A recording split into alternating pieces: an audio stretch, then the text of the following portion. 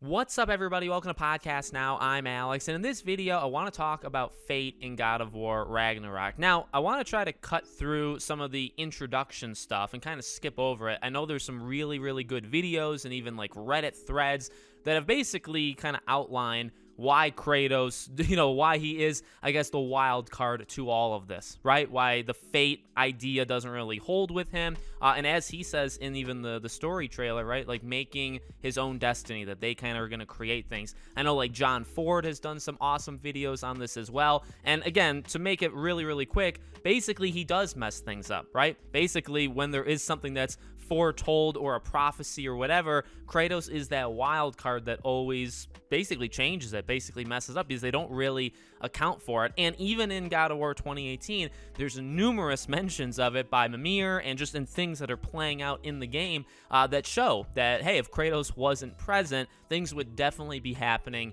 differently, including how fast Ragnarok has advanced, seeing that it wasn't supposed to happen for 100+ years, and instead it's happening basically right now. Now, I know there's been people that have looked at the story trailer of when Atreus is kind of reading the prophecy, and the prophecy is actually going away. So it's very possible and very likely that throughout the events of Ragnarok, Kratos is literally like not reversing things, but he's doing things so out of order or things that aren't really told that he's literally messing up what the prophecies kind of say. So the reason I bring this up, right, is to talk about the mythology. When people go to look at, okay, well, what is the order that these things are supposed to happen in, whether it's Wikipedia or just, wherever it is on the internet, when people say, all right, well, this is supposed to happen, then this, then that, for God of War Ragnarok, it's a nice little blueprint. I'm not saying it's wrong to do it at all. In fact, it's pretty normal, and I think we're all better educated, let's say, right, about the subject because people have done it.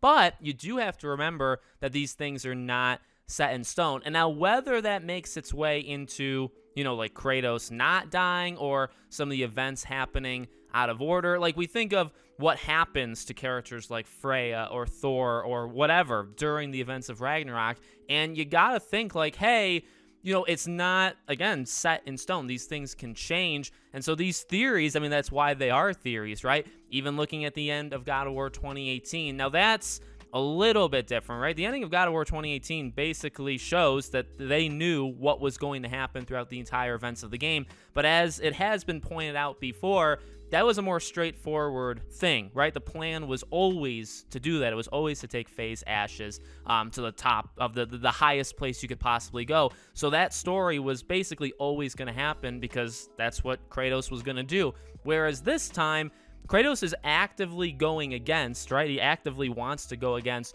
what is supposed to happen. And again, even for the simple fact that he's causing these events to happen 100 years before, he still isn't part of it. He still doesn't want to be part of it. So he's going to be actively taking things out of the equation. I know the example of Magni and Modi were brought in, right? Where that's definitely not supposed to happen. And it's not supposed to happen that way either. So those things could make their way into God of War Ragnarok. So just to throw it out there, I do find it really cool. And again, you can have kind of a playbook, but it's not the full thing. And I do expect them to throw, some curveballs where you expect something to go one way. Even, I would go so far to say, and the hint, again, being that the prophecies are almost disappearing, right?